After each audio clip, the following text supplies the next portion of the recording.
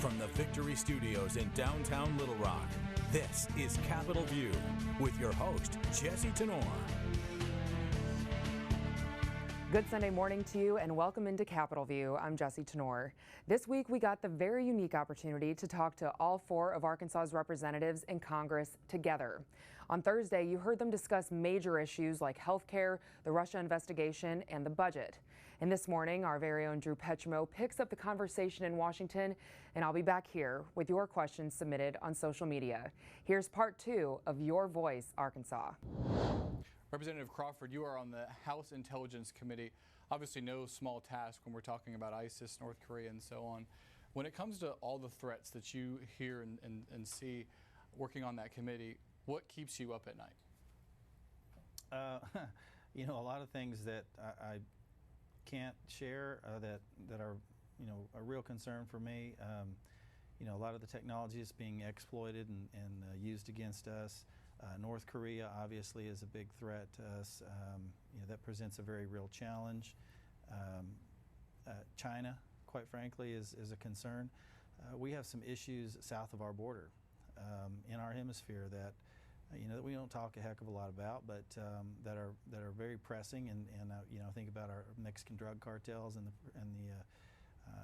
the challenge that they present, the threat that they present along our southern border, but that goes all the way down into South America, and there's a vast network there that presents a real big threat to the United States and our allies, and not just you know the threat of violence, but the drug trafficking that they're engaged in, and the extent to which that endangers our citizens here in the United States and elsewhere. Representative Hill, I want to talk a little bit about your work on the Foreign Affairs Committee. Fighting terrorism, obviously not just about boots on the ground and bombing. Also, you've been focused on trying to dismantle financial networks that fund those enterprises. How do you feel like we're doing as a country in dismantling those networks? I think, first of all, we in the United States are doing a good job because we have the most sophisticated interdiction system for financial efforts to stop terror financing. But we've got to do that in partnership around the world. And so that's why I appreciated President Trump when he went to the Middle East, brought up the issue of Qatar. And that's been a controversy in the news recently, but they have been a principal funder in this arena.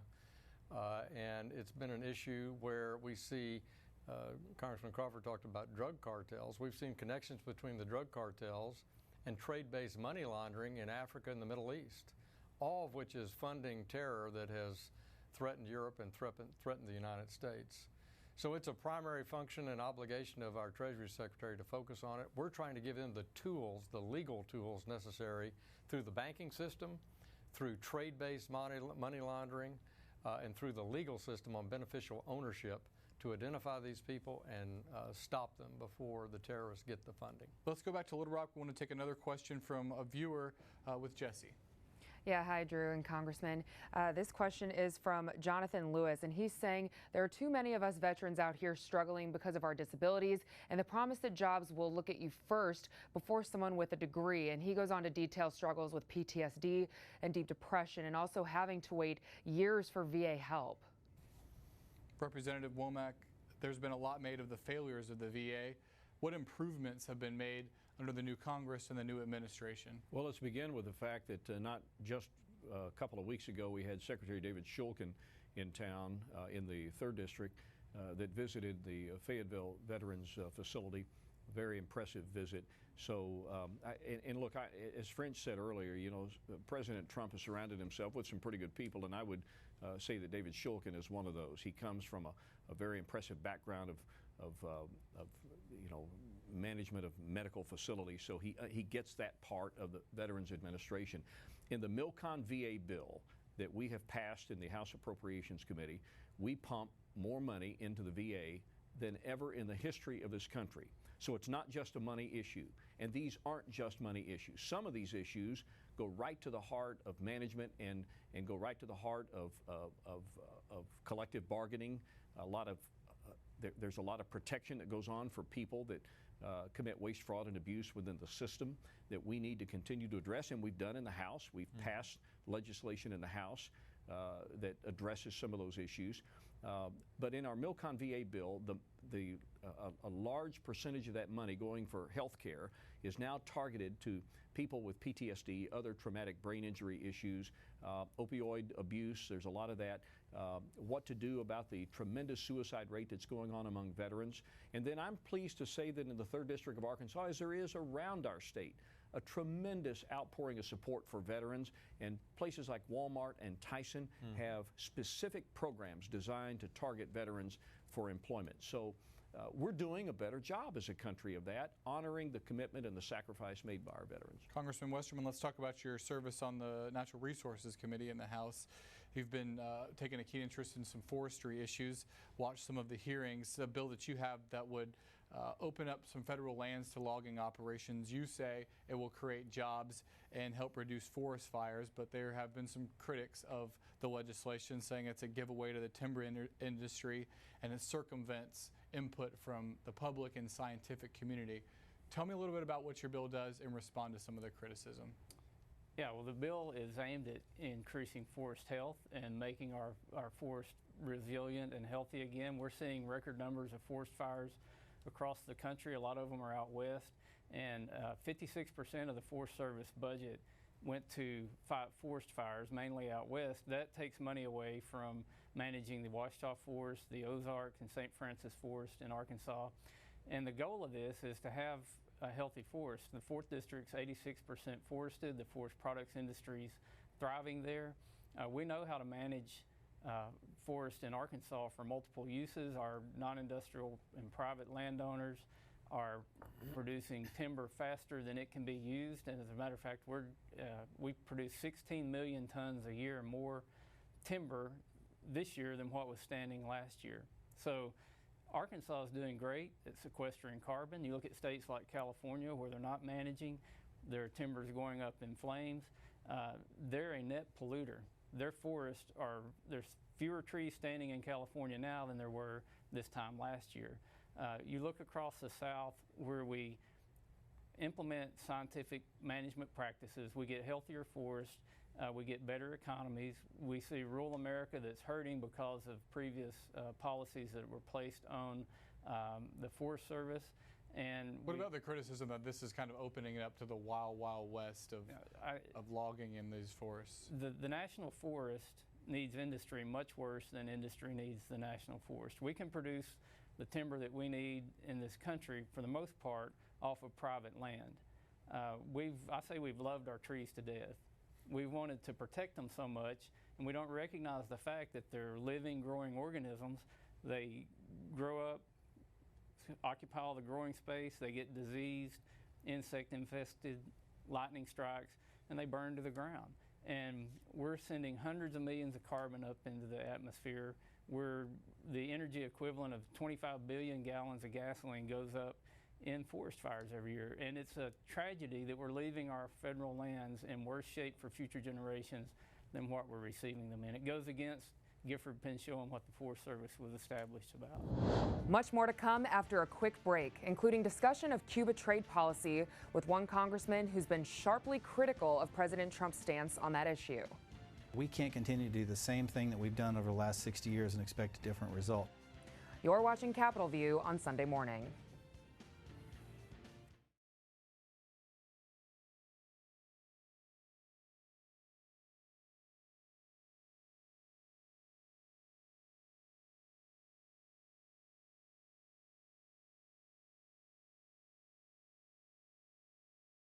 You're watching Capitol View, Sunday morning talk focused on the political scene in Arkansas. Welcome back to Capitol View. Our viewers submitted several questions for Arkansas's 4 congressmen, among them State Senate Majority Leader Jim Hendren. He wanted to know, will you vote to remove DOD from sequestration caps or support Senator Tom Cotton's effort to repeal the Budget Control Act? Here's their answer. Yeah, absolutely. Look, the Budget Control Act, through all of its noble purposes, has done a lot more harm than it has good. The sequester has forced tens of billions of dollars in cuts to our national security apparatus that has made this country less safe. All the while, we've pumped a lot more money into non-defense discretionary programs.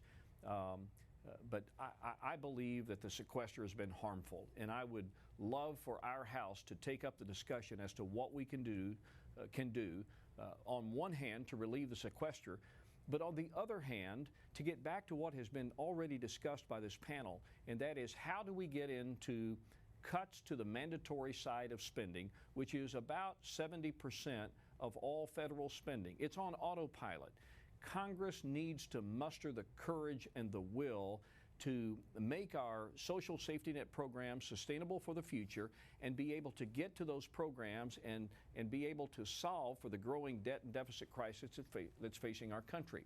We cannot continue to take a disproportionate share of those cuts out of our national security apparatus. So I appreciate Senator Hendren for making the comment. You know, he's an Air Force pilot, decorated war veteran, so he's somebody that truly understands the damage that has been done to our national security apparatus as a result of the sequester. Change topics a little bit. President Trump recently announced a rollback of travel and economic ties between the U.S. and Cuba. Representative Crawford, this has been an issue that you've been front and center on. You were sharply critical of that decision. Safe to say that your views on Cuba more align with previous President Obama's than the current administration? No, that's not safe to say. It's safe to say that I believe that we should re-engage with Cuba in a more productive manner. I don't appreciate the pathway that President Obama took. In fact, he should have consulted Congress before he did anything. Instead, he took executive action and brought in the Pope, sought his counsel and others, but he didn't seek counsel from Congress. President Trump undid that. Okay, he didn't necessarily do everything that I wanted to see him do. But what he did do was leave the door open for us for agricultural trade. That's an important consideration for a variety of reasons. One, it's important for us when we're on a 4-year slide, a 50% decline in farm income. We need every market we can get.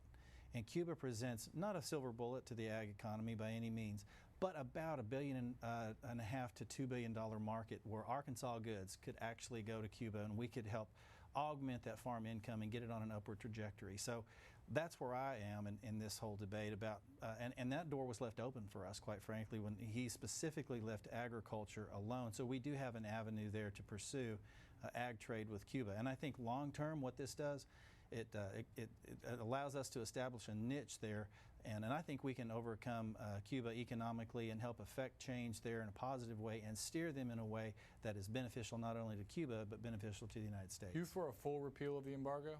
I don't support that necessarily immediately. I would, if it came to the floor, yes, I would vote for it.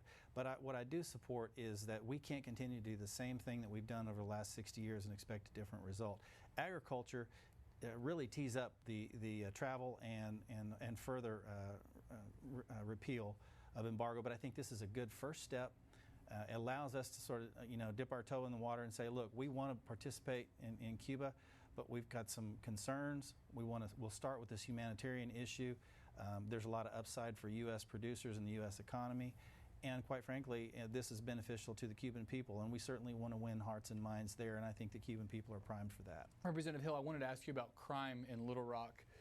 This has been a major problem so far this year. We saw 25 people get shot at a nightclub earlier this month. There have been multiple murders again this week. How are you getting involved to try to push back on that?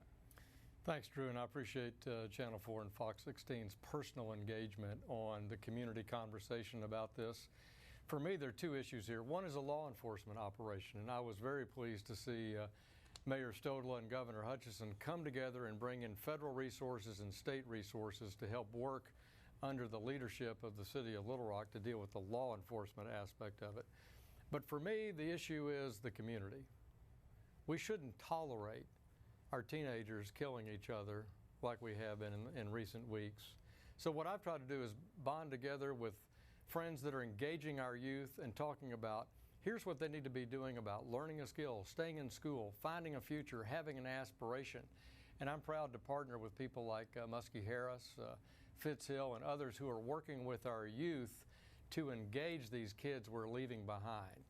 Because a lot of this violence is about no hope in our inner city. And I think we as a community have to come together, neighborhood by neighborhood, church by church, synagogue by synagogue, mosque by mosque, and say we are going to reject violence in our community and we're going to give our kids the right course of action. And that is what I'm trying to help do as just a citizen, because I believe so strongly we want to return not just safety to our streets, But we want to have our kids feel like they've got a bright future in Central Arkansas. A lot of factors are at play when discussing violence in Arkansas communities. One of the major accelerants is drug use. Coming up, we go in depth with the congressman to discuss addiction. It's affected me personally. I'm the only guy up here, I think, that has a direct family member that has been affected by an addiction problem. You're watching Capitol View on Sunday morning.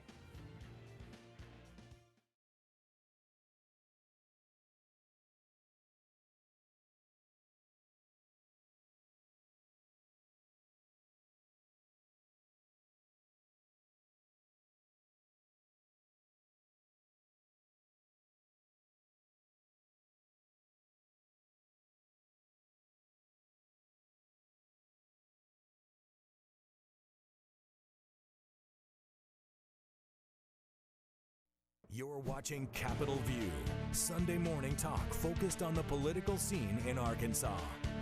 Welcome back to Capitol View. You've heard Arkansas's congressmen discussing big issues affecting Washington and Arkansas. And for many local communities, no issue is bigger right now than drug addiction. Viewer Jeffrey Nouveau asked this of Arkansas's representatives.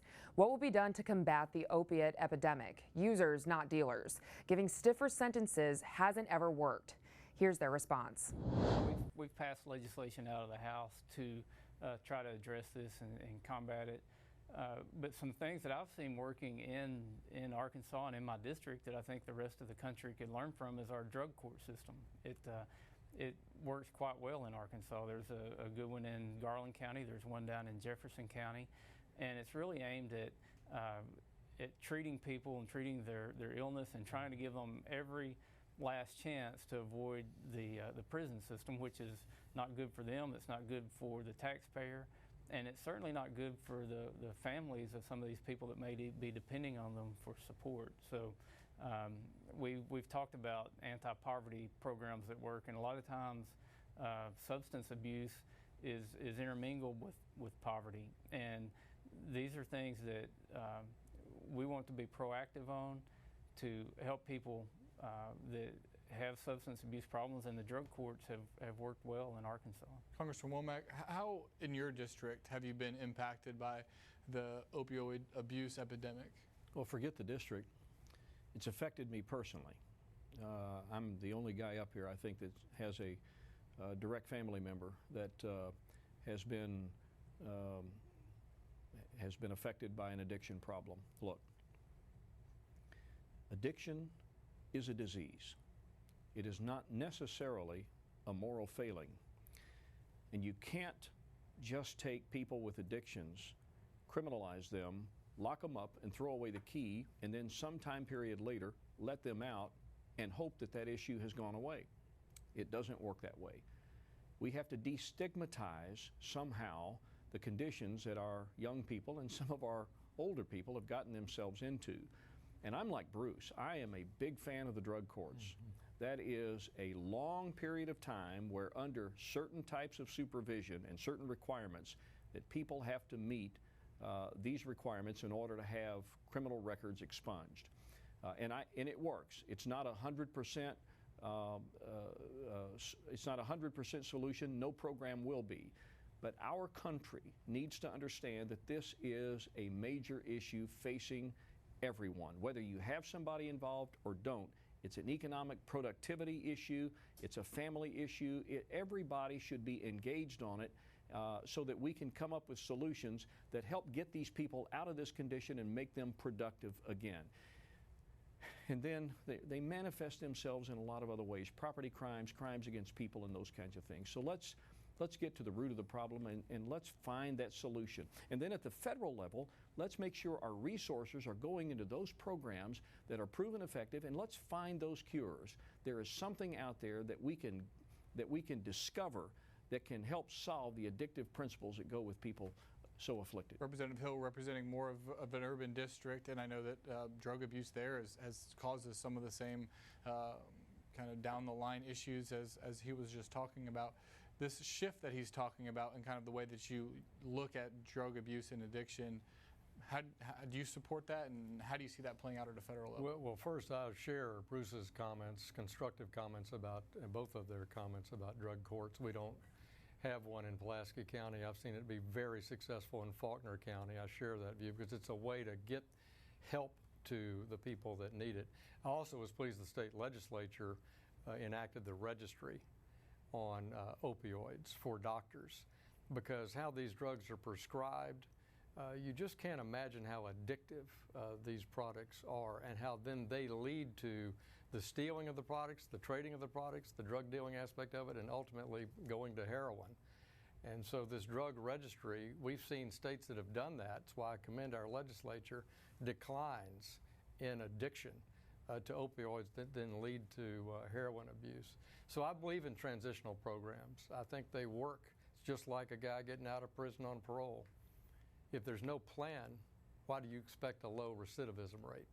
So if there's no plan, someone who's addicted can't recover and rejoin our society in a productive way. Running out of time here, I wanted to switch subjects a little bit and get Representative Crawford to talk about your STEM initiative in Northeast Arkansas, your vision for getting students engaged in math and science. How do you do that from a rural setting, and what's your plan moving forward? Well, I'll try to make this quick. Rural America is at a competitive disadvantage. You know, it has to do with really one thing: connectivity. So all the problems that we've talked about are no different in rural America, but they may be a little more pronounced because we have that challenge of connectivity that hinders our ability to educate at the same level that we see in some major metropolitan areas. So that's step one, rural broadband. Step two is we're trying to educate our educators. And for so long, they have been sort of forced to push an agenda that was, you know, AP, we're going to send everybody to school, we're going to get everybody a baccalaureate degree and further education beyond that even, and that's the pathway to success. We need to redefine what success looks like on an individual basis, and the fact of the matter is we hear this all the time, that there are more jobs out there than can be filled because people don't know they're there, or there is a deficit in soft skills, a variety of reasons why those jobs aren't being filled, and that's the case in Arkansas. So what we want to do is get educators to be aware, which is why we paired them up with our industry in the district, brought them out. They got some continuing education. We partnered with Arkansas State to get around. This is the second year we've done it, and it's been an overwhelming success because now they know what industry exists in and around them and what skill sets are required for these young people to be able to go out and be productive members of the economy. We want to say a special thank you to the congressmen and their staffs for making this forum happen, and to you, the viewers, for submitting your questions. We're back to wrap it up after this. You're watching Capitol View on Sunday morning.